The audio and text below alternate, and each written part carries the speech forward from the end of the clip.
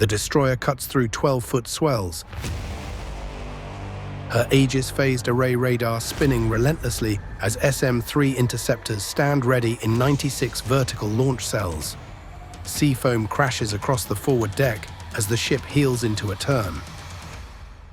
Above the eastern Mediterranean, an Iranian ballistic missile arcs toward its target at Mach 5.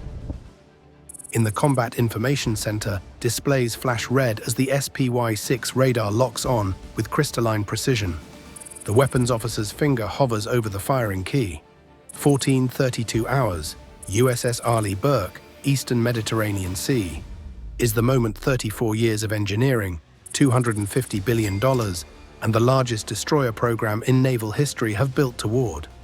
When hostile missiles streak toward American allies, when carrier strike groups need protection from hypersonic threats, this is what stands between order and chaos on the world's oceans.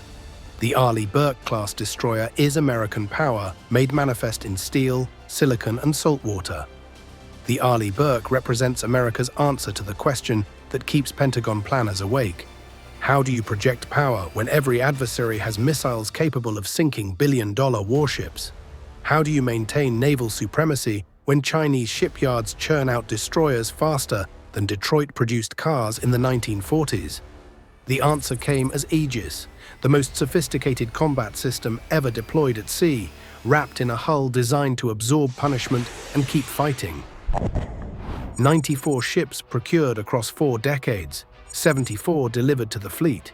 Each Burke displaces 9,700 tons and carries enough firepower to level a small city or shield an entire task force from annihilation. Compare that to China's Type 055 destroyers, impressive ships with 112 launch cells, but only 8 in service with crews lacking decades of blue water experience. Russia's Admiral Gorshkov frigates carry sophisticated missiles but number fewer than 10 hulls. The Burke fleet doesn't just outnumber its rivals, it outclasses them in proven lethality in actual combat. Each Arleigh Burke packs more integrated firepower than entire World War II destroyer squadrons. The Mark 41 vertical launching system holds 96 cells loaded with destruction, Standard Missile 2s for air defense, SM-3 Block YMIA interceptors for ballistic missile defense, SM-6 dual-purpose missiles that swat aircraft or sink ships at 200-mile ranges, Tomahawk cruise missiles striking targets 1,000 miles inland, and evolved Sea Sparrow missiles for close-in defense. The program began in the 1980s when Admiral Arleigh Burke's vision met Soviet cruise missile threats. General Dynamics Bath Iron Works and Huntington Ingalls Industries took the Aegis system from larger Ticonderoga cruisers and engineered it into a more affordable platform. 4 General Electric LM-2500 gas turbines provide 100,000 shaft horsepower, enough to push these destroyers past 30 knots while powering radar arrays tracking hundreds of targets simultaneously. Flight I ships gave way to Flight 2 improvements, then Flight 2A added helicopter hangars and extended the hull to 509 feet. Now Flight 3 incorporates the revolutionary SPY-6 radar, an active electronically scanned array with 30 times the sensitivity of older systems. Each Flight 3 Burke can simultaneously conduct traditional air defense and ballistic missile defense missions that previously required separate specialized ships. The testing was relentless.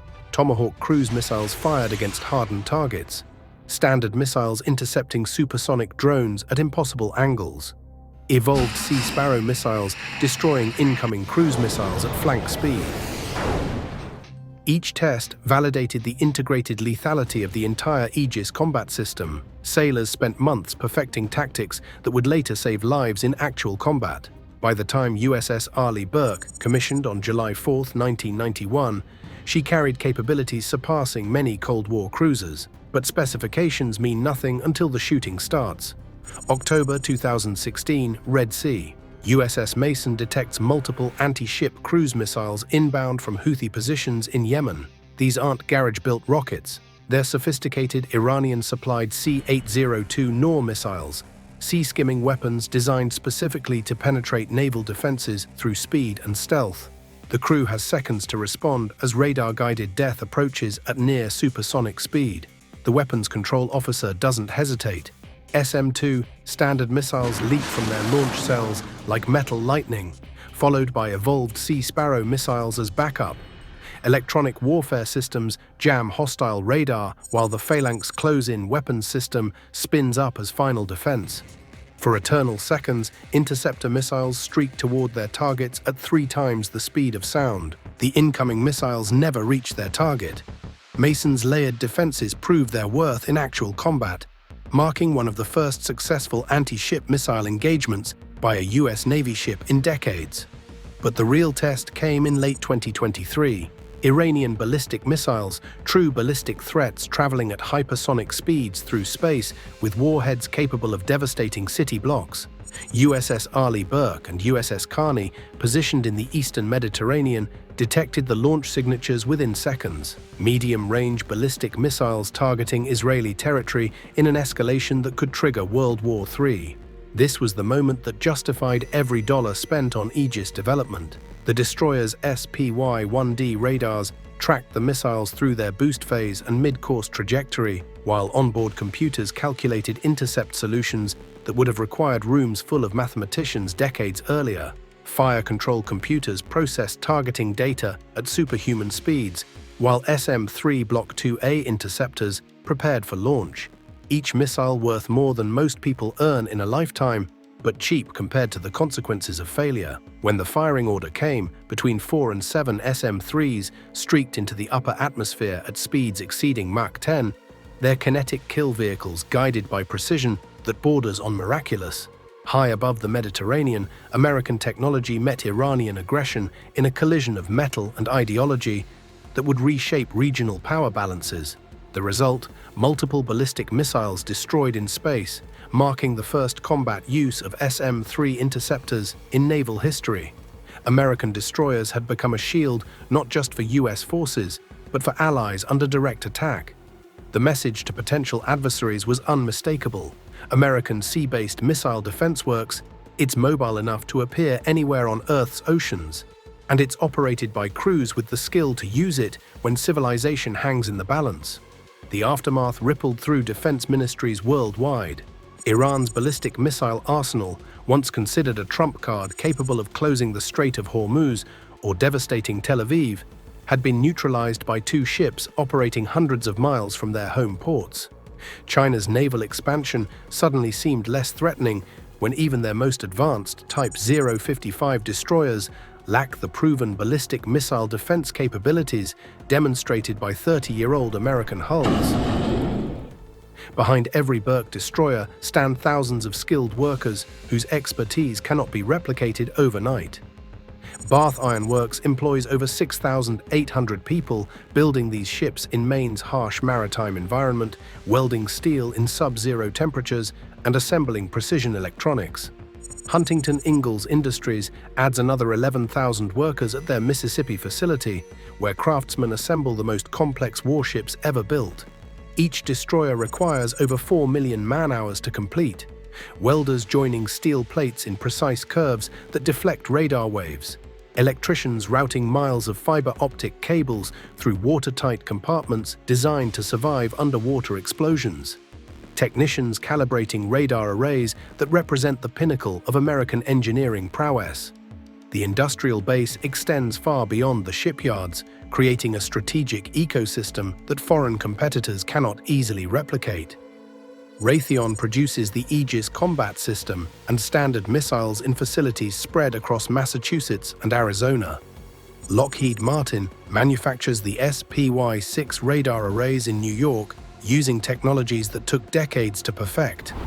General Electric builds the gas turbines in Ohio and North Carolina. This isn't just a ship program. It's a strategic industrial ecosystem maintaining America's technological edge while employing hundreds of thousands of workers across dozens of states, creating political constituencies that ensure continued funding even when defense budgets face pressure. Multi-year procurement contracts worth tens of billions ensure production stability while driving down costs through economies of scale. The most recent contract covers fiscal years 2023 through 2027, guaranteeing work for both shipyards while Congress debates the transition to next-generation destroyers. The Burke program represents something profound. The ability to design a ship so adaptable, it remains relevant across multiple generations of threats. From Cold War anti-submarine warfare to modern ballistic missile defense, these destroyers evolved without losing their core mission effectiveness.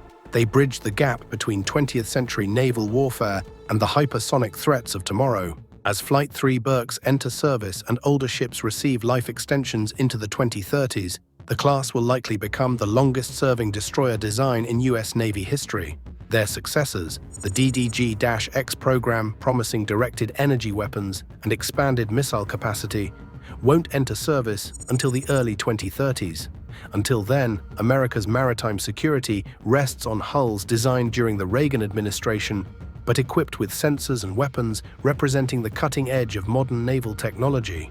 The Arleigh Burke-class proves that sometimes the most revolutionary capability comes not from radical new designs, but from the relentless evolution of proven concepts. In an era where adversaries field impressive-looking ships with uncertain combat effectiveness, America chose iterative improvement over flashy innovation.